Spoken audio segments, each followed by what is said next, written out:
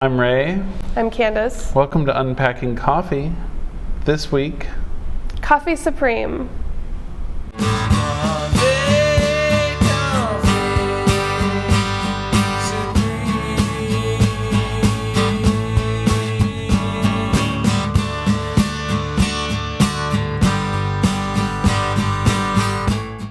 who did we interview, Candace? Al Keating and Doug Johns. I'm Al, and I've had a few roles at Supreme. I started out with the title Auckland Guy, and I've never really shaken it, I guess. My role now is Creative Director. I do Doug stuff. Around the company it's often referred to as that. Graphic design, marketing, art direction. Doug stuff. His formal title would be Art Director. They flew all the way here in our studio, live.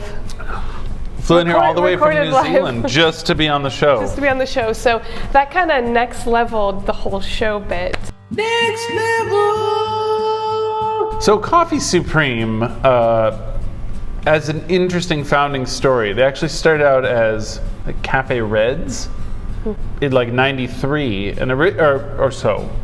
Well, Chris Dillon, Maggie Wells, started a small cafe in Wellington called Reds, which was a really popular little spot right when, I guess, cafe culture was kicking off in New Zealand. And they quickly outgrew their current coffee supplier. Through a course of events, ended up purchasing the coffee roaster at the time, and overnight they became a coffee roaster.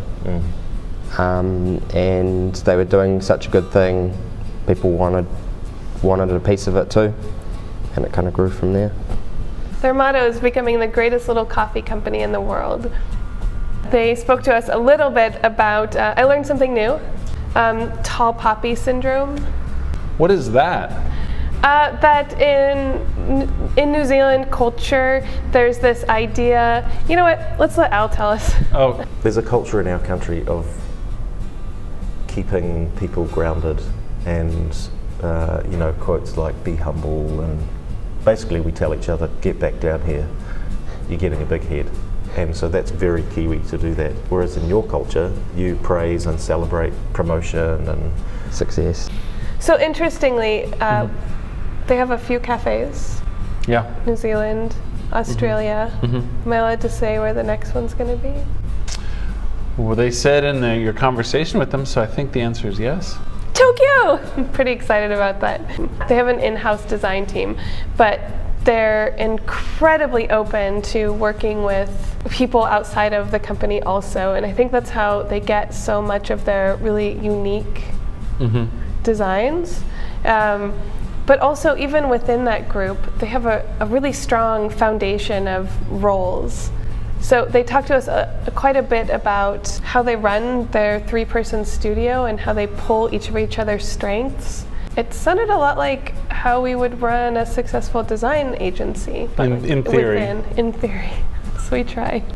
we actually reached out to a friend of ours, a guy called Ryan Marks, who we've known for years, who's a really clever designer, but he specialises in packaging.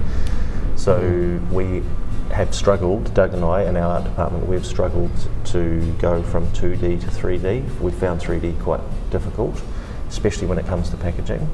So we went to Ryan and his team, and they did an awesome job of helping us get our brand, translated into a package. They had a really good process for leading us along the path to end up where we wanted to be. It was good. Yeah, actually their process was, we took a lot from their process that they took us through. They almost helped us rewrite our brief. They asked us a series of yes-no questions where they described it as being tour guides walking us through our own thinking, and they said, are you left or right? Are you black or white? Are you, this or that? And we were like, oh, this is awesome. So we answered their series of questions and they led us to a place. I wanted to talk about the packaging because I really like the simplicity of their identity, which is just straight up all caps Supreme. So Pretty on the bottom. yes. It's 5 years. 4 or 5 years old? Yeah. 4 years old. Yeah, the new white packaging. Before that we had, our packaging's been a bit of a dog's breakfast over the years. We've never really aced it. We sort of paid attention to lots of other things and then just tipped it into a brown craft tin tie bag, like lots of other roasters. Which is great, and if that's what's within your budget, and then that's fine. Craft tin tie bags don't really look after coffee, and it seems a shame that you go to all the trouble of meeting these amazing people who grow coffee, and they put all of this work into it, and then you pay all this money to get it halfway around the world. Literally, in our case, coffee on the planet travels no further than it does to New Zealand. You put all this love into it, and then you stick it in a brown paper bag and it dies. So that was why we thought, we've got to do something about our packaging. Love the info cards. I love the flavor Venn diagram. Yeah. The intersection of tangerine, blood orange, and cocoa. Yeah. You're nice pretty to geeked out about the design here. Yeah. I guess the current brand direction actually came from a trip Al took, and I think a light bulb went off when you were here in Portland. Yeah, years ago I was here and I saw some really fun things. I guess the Portland sort of design culture and language, and thought, it was very inspiring being here. And this is maybe 5 or 6 years ago. Yeah, so it was definitely quite influential. And they even included a red and white pencil. Roasting in the sun, coffee Supreme. Okay, did they do that on purpose? It's like the red pencil has a white eraser and the white pencil has a red eraser. There's been some coffee. Well, I in was this drinking. one, It's really good seriously. coffee. I was literally drinking their coffee. We eat coffee for breakfast. I really enjoyed having them in the studio. I think I would like that to happen more. So they are in residence at La Marzocco Cafe in Seattle right now, which is cool. We're gonna drink this coffee right up. Coffee Supreme of New Zealand. Do you know what? They say Australasia here. That's how they say it. I'm just trying to be. Okay.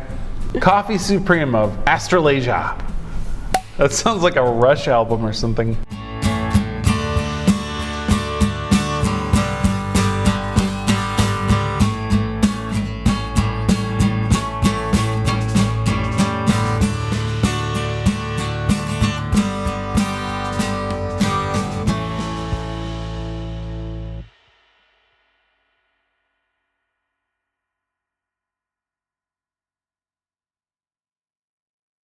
I learned that New Zealanders refer to themselves as Kiwis. I neglected to ask why they're called kiwis. Like, do they grow a lot of kiwis there? Or they mean the animal, the little kiwi animal, kiwi bird. Okay. So they're like little birds. Anyway,